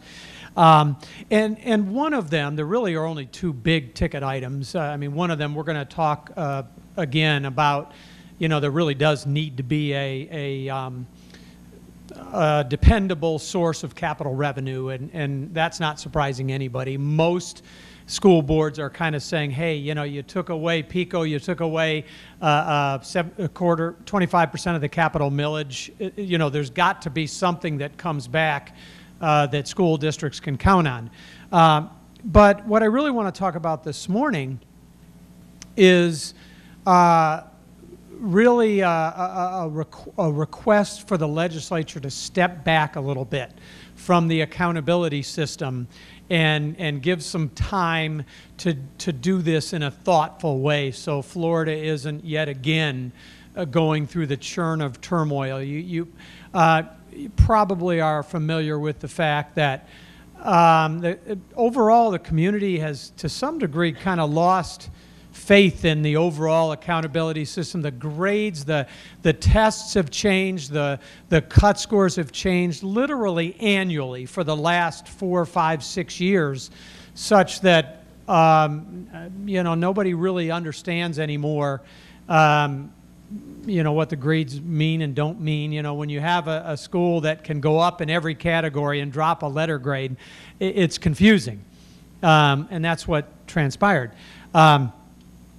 And now we've got this new test that nobody's seen, and of course all of the concerns related to the Florida legislature, mandated that every teacher has to be evaluated based on measured performance of the students they teach. Well, in theory, that's a good idea. What it meant, though, was the creation of hundreds and hundreds and hundreds of these tests that nobody really has validated and that we are struggling to create. And you're going to make some high-stakes decisions for students, for teachers, for schools. It really is, reason for us to say, wait a minute now. So our school board is going to be talking on Monday really a lot about something the Florida Association of District School Superintendents has already presented to the legislature. We did so a year ago. I was one of the superintendents that came together and helped write it, which basically said, why don't we do what almost every other state does, and that is, as you bring in a new assessment, you bring in new standards, there should be a field test experience for that year.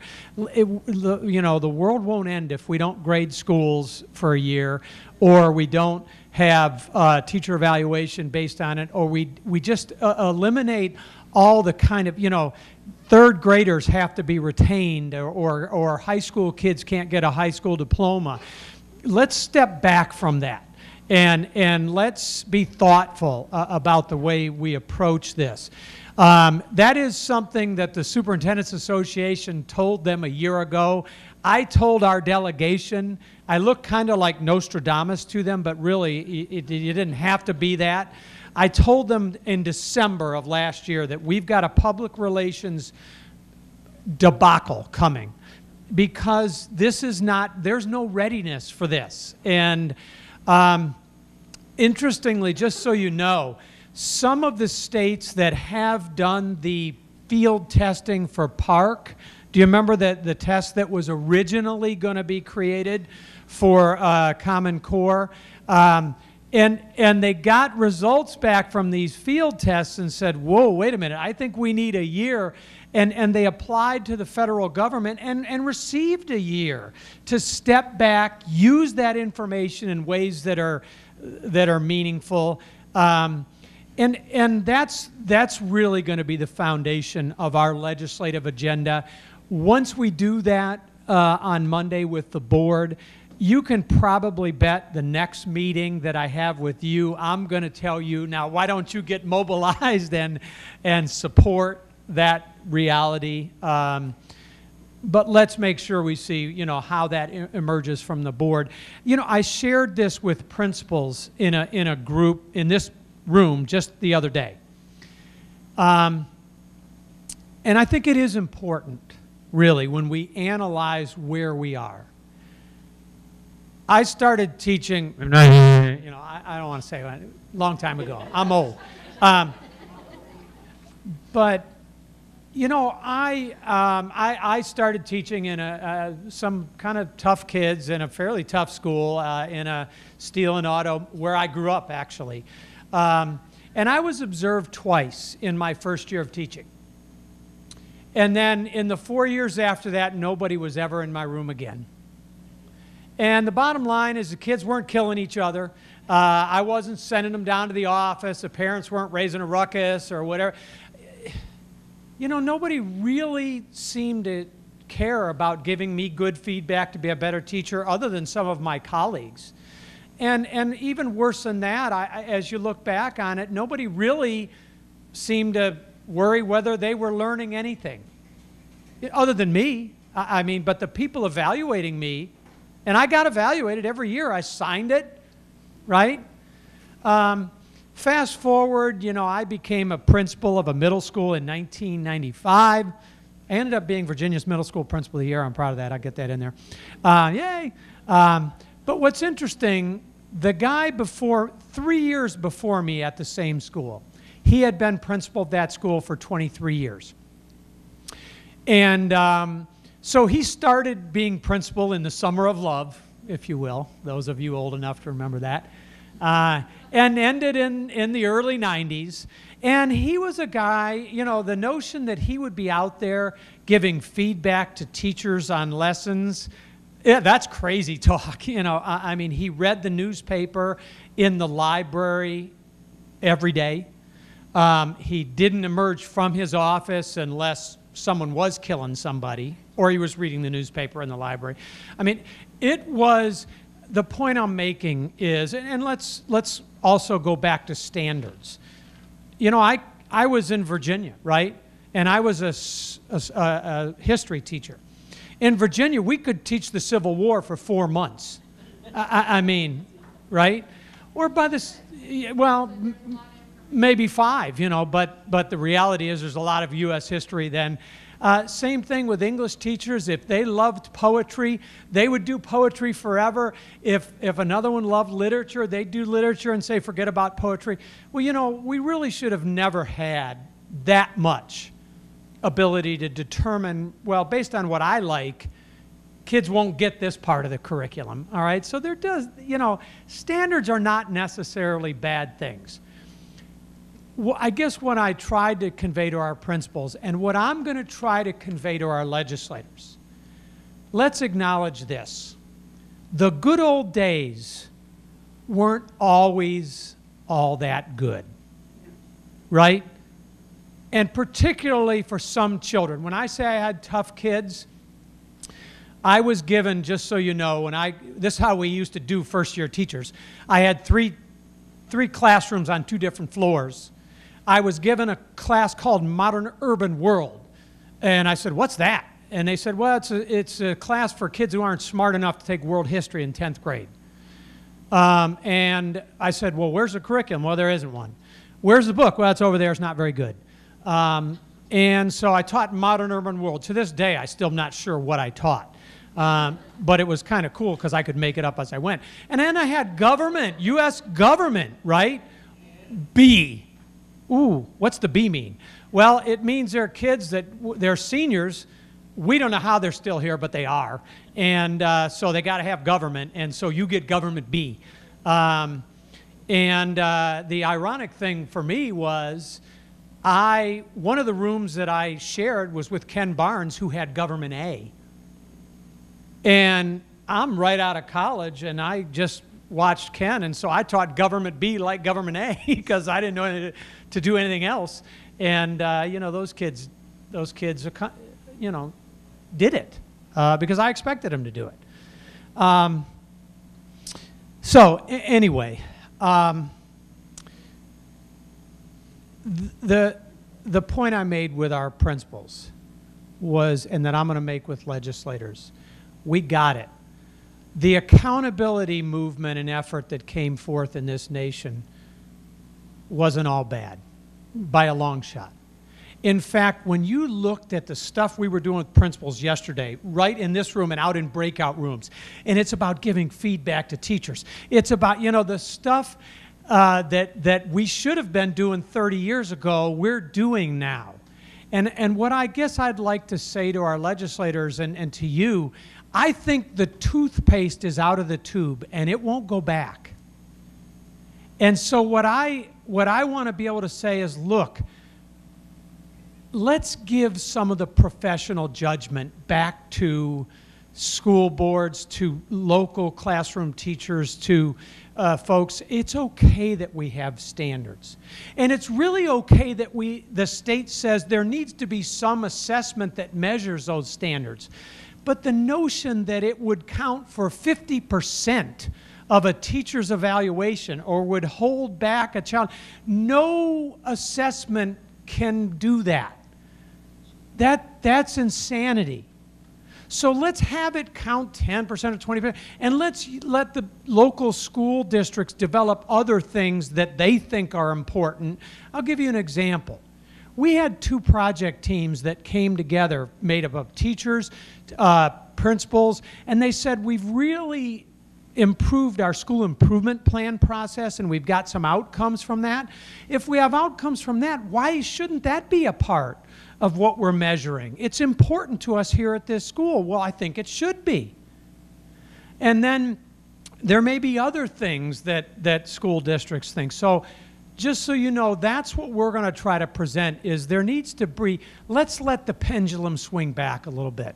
Let's give some local control back to professional educators. I got it, legislature. You tried to make some of these decisions, and some of them you did well, and some of them you didn't.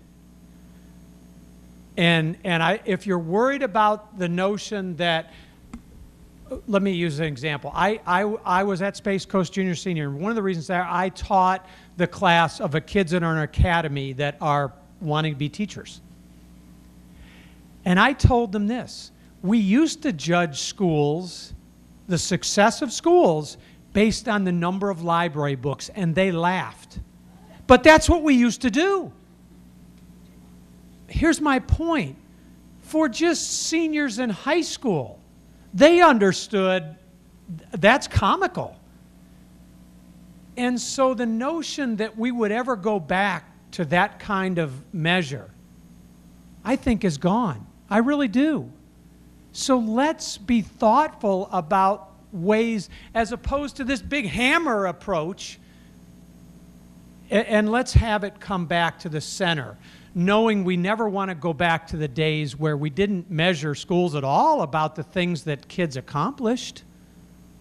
And I don't think we're going back there. I really don't. I don't think there's a soul in our organization that would support that.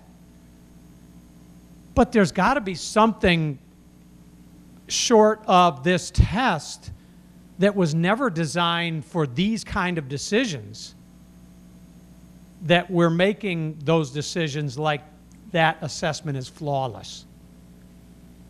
And so I just wanted to give you a heads up that that is the legislative effort we're going to put forward. And I think there is a moment in time right now.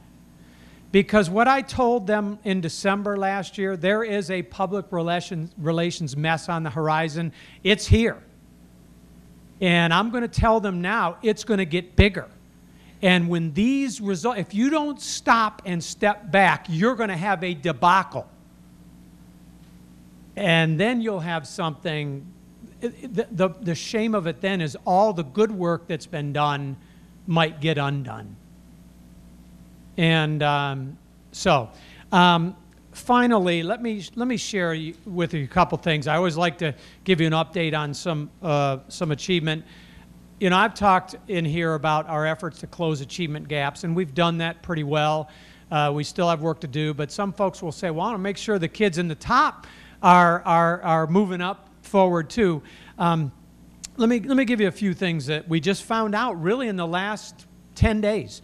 First of all, we had 3 more schools become Florida Power Library schools. Are you familiar with that? It's a very, very comprehensive program that has to demonstrate how the library is really a hub in a school and helps in the delivery of instruction. It was modeled after a Colorado program, and in 2009 it was brought to Florida. We have 53% of the Florida Power Library schools in the state of Florida. We had 3 more come on board this past couple weeks. You know, I've said this before, we have 2.6% of the students, but we have 4% of the media specialists in Florida. And it wasn't because we hired more, goodness knows. I mean, if you've been following, we haven't added anything. Other people cut them when we did not. We just prioritized away from those things that would affect the mission. I want to tell you that we had a young lady that is, I didn't even know there was such a thing. There is a national ensemble of kids who are all state musicians, and then they can demonstrate their skill and become part of 670 of the best musicians in the nation. And we have one, and no one can remember that we've ever had one, but we do, and she's at Bayside High School, so we're real proud of that.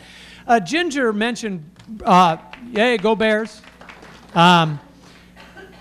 Ginger mentioned Broadcom Masters. We just received word we have 4 semifinals. They picked 300 of the best middle school researchers in the nation.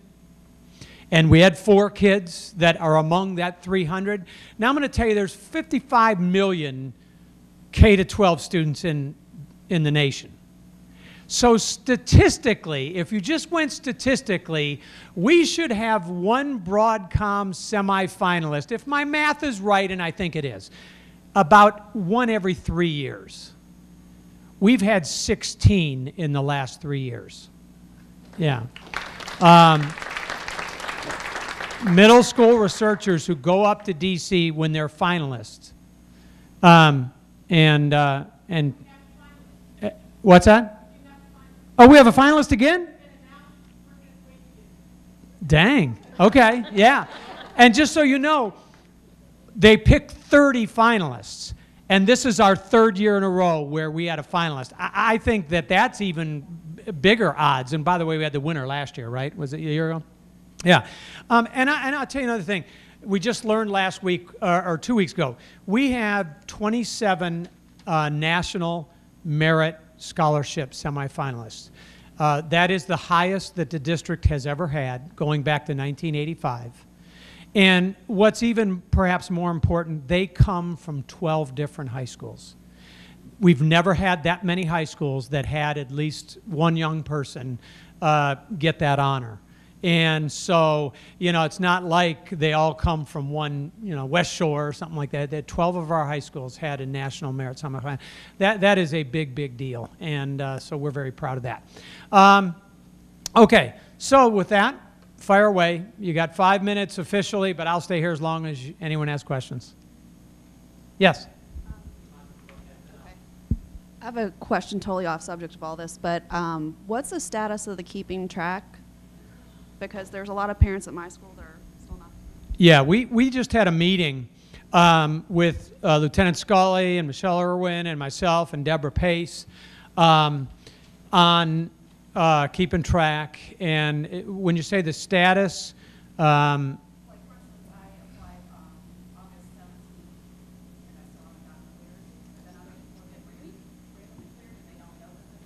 okay. I'd try to find out. I'm not aware of that, the delay like that. I will try to find out. What I will tell you, I mean, we had some issues that we wanted to make sure that we may want to do something more intensive for volunteers who would be outside of line of sight of staff members. But I will tell you, we have 3,000 more volunteers already now than we had all of last year. And that's because we were able to lower the cost through keeping track. Yes? Yeah, but we're not approved. I hear that. We just had a discussion on this, and I don't recall that being the table. So you're saying to me you've tried, you've applied through... August 17th, I have the confirmation of payment going through, have heard nothing from them. You have to go to your school. Okay. No, the school, no one is being, no. Mine went Yeah. through and I applied August 17th. Yeah, again, I'm gonna find out. Like I said, one of the positive things we hoped that by lowering the price, we could get a lot more people who did want to volunteer in schools. Look, I don't want to chaperone field trips or none of that, but I want to read to kids on Thursdays. We do have a lot more already now than we had all of last year, but I will find out. I think part of the problem is that it seems to be looking at the name field matching to your driver's license. Yes. We have a lot of volunteers at our school who are technically on our approval list. However, when they scan their driver's license, if they have their full middle name on their driver's license and we only have their Right. initial, it's not matching. We did talk about that. Now, just so you know, we are requesting a meeting with Keeping Track. For instance, if you're Jack Smith, I mean, you can come up that there's a Jack Smith that has had a problem. We were told that there would be a birth date specific. What they had was birth year. Well, there might have been a lot of Jack Smiths born in 1972. Birth date would limit that and now make that much less prevalent. But ma'am, I understand you're frustrated, but I just didn't hear in the meeting that we had a whole lot of people that are not approved, despite the fact they'd done it a long time ago. I'm going to find out. I just happened to stop in district security office before the meeting to check on a volunteer status of one of our volunteers at school, and I was told at the sign-in sheet that by the end of next week, they were expecting all of those to be approved. Okay. So that was this morning, so hopefully that will be the case. I'm going to ask that we get a message that can go out to everybody on this, because it seems certainly more than one person has this. I will tell you, when we look at in the totality of it, what we hoped, would we get more volunteers? Yes, we have them. It does a sexual predator check every time visitors come in. I don't want to tell you that we've had tons of them, but we've had some. In the previous situation, you got fingerprinting, and then 5 years later, you do it again. What anyone's done in that 5 years was not necessarily checked. I mean, there are some positive things that are occurring, but we're a little disappointed with the company. That's why they are coming back to us. We also can get much better tracking and reporting, but they didn't do a good job directing the training for our folks. So we do have that in place, but I'm glad to hear what you're telling me. What would you say is the best way to take care of that right away? Because our school won't let us go on field trips if we are not a volunteer. And I'm the same. Mine was August 14th. Yeah, I'm encouraged by what you're telling me, but I'm going to ask the same question. So I can just walk in up here and say, hey, check mine. I do know kind of the answer to that, because I've had a lot of information on that myself with parents calling. If you have a field trip coming up within 3-4 days, you want to call district security and let them know that. They'll bump you to the front. That's what I think, and this is what I believe. Some of the other people that aren't getting theirs right away is because the most immediate need is being done first. So for right now, if you have a field trip coming up, call district security and let them know that. Okay. Thank you. Yes. There's also been problems with the people that are grandfathered in. Like, I've been one that I was last year and the year before, and now all of a sudden with this new system, I have not been able to get cleared. because of my name, because I have 4 names and so forth. So it's been very difficult, even with their getting grandfathered in. Yeah. Understand, this was a pretty monumental shift. Now, just so you know, we're not required by law to do any of this. And it doesn't mean we not do it, but there are districts that don't have any of this. We'll keep working. Go ahead.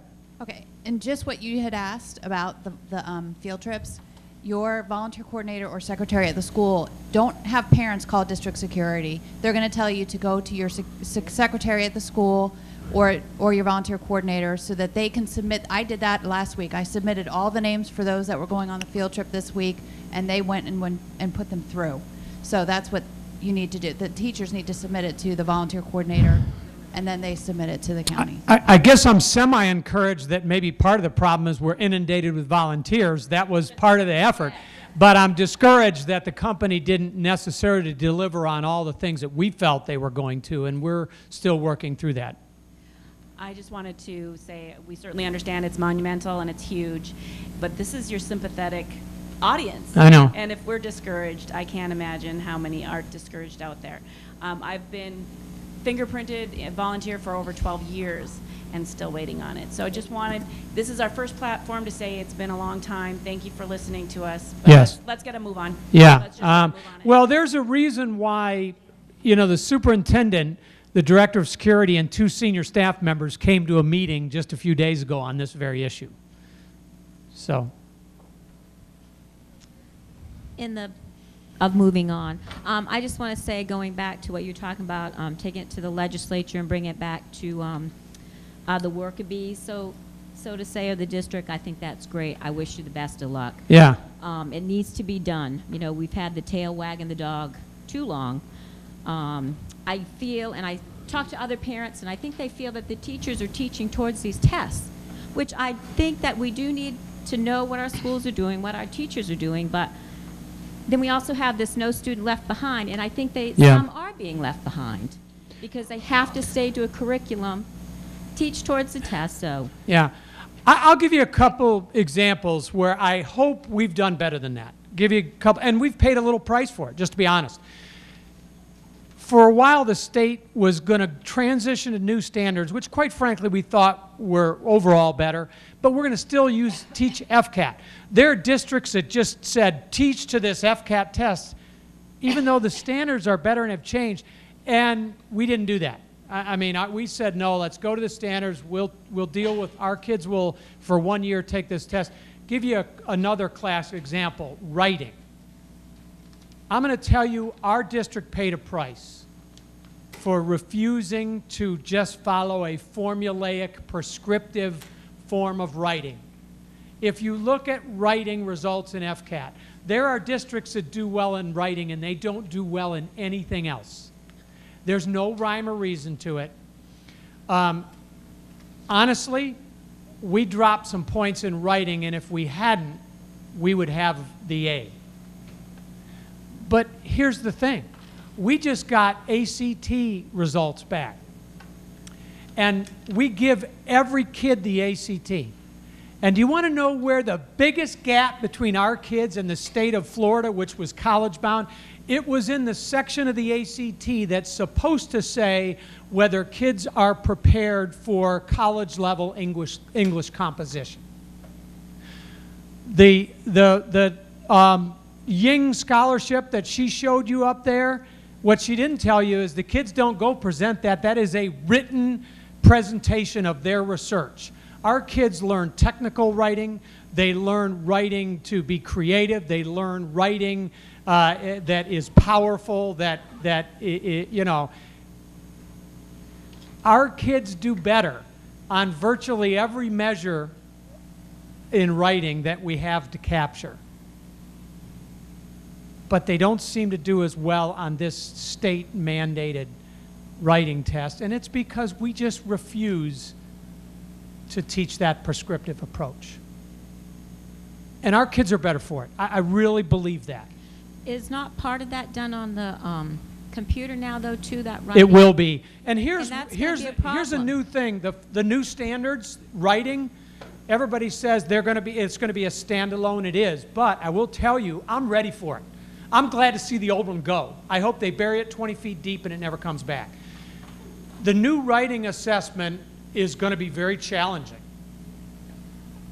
But what kids have to do is they have to read some documents, and then they have to present in writing their thoughts related to this topic using content analyses from these documents. It is far more in keeping with what our kids have been taught to do, because that's what you're going to have to do in college. That's what you got to do in the world of work. You have to take these sources and pull together a concise, argument. I'm ready to have it. Like Warren Buffett said, when the tide goes out, that's when you see who's really swimming naked. Right? So I am ready for the new writing test, and let's see how your kids do against our kids. Because I do think it's more in keeping with what we should be finding out. Can they pull that information and do a solid written analysis from it?